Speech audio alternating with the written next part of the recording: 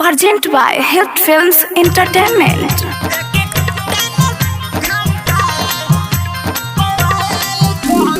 DJ Amit Tiwari Apahar.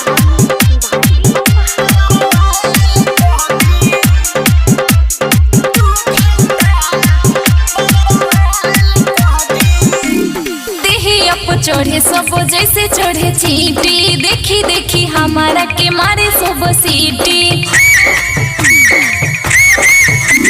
देही पे चढ़े सब जैसे चढ़े चींटी, देखी देखी हमारा के मारे सब सीटी। पूरा पैसा से चली फूले को दी हो। ए जी फोनवा लगाई ना तनी। अरे तू टेंशन काहे ले ले बाड़ो, अब भी हम फोन लगावत तानी। देखो फोनवो नहीं के उठावत मत। ए मिथिलेश भाई, अरे स्टेज पे मोर दे प्रॉब्लम हो गल, बड़ा क्रिएट करता पब्लिक यार। जल्दी आ रहुआ, तो बहुत घमासान युद्ध होखे वाला बा। साला टेंशन हो गइल बा, हो का करी। अरे मर्द जल्दी आब हो। रानी नाच हाली हाली माता बवाल कदी, एक घंटा ना 2 घंटा पूरा बवाल कदी। Present by Hit Films Entertainment.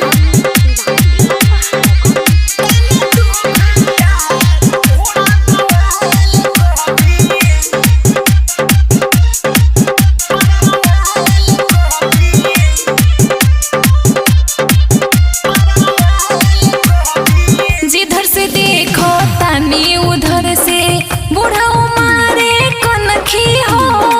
लइका तो लइका देखी सियन को, सबके माथा सनकी हो।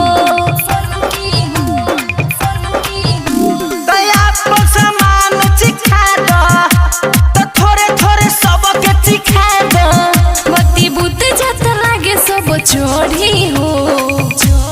ए जी फोनवा लगाई ना फेर से, देखो तनी कतना तंग करत तरन सो। अच्छा अभी लगावतन। ए मर्द मिथिलेश भाई, आइबा कि ना? पिछला बार हम बचैले रहनी, अब कि ना आइबा तो बवाल कर देम हम हुआ के। तू ना मानबे, आई का बे हो। ए रानी नाचो ना हाली हाली, ना तो बवाल कहती।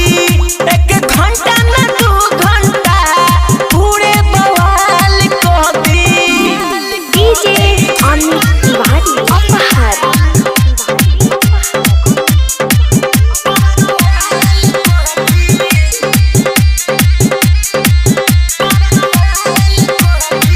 दिल्ली से लैला फूसला के, किस्मत फूटल हमारे हो। विजय यादव जी लैला बिहार, गलती बाटे तोहार हो। गलती बाटे तोहार हो। तबीरिया रानी ना रूसा, सोहेल सुभाष से पूछो।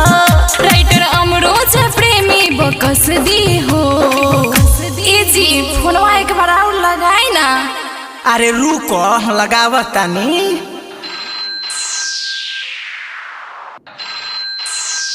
ए मर्दबा आइबा कि ना हो? पब्लिक तबाह कर देले बा, जूता चप्पल बरसावत मर्दे, हमरा दिमाग खराब हो गेल बा। जल्दी आओ मर्दबा जल्दी। ए पिरिया नाचो ना हाली हाली, ना तो बवाल कदी। एक घंटा ना 2 घंटा पूरे बवाल कदी। Swati recording studio Delhi.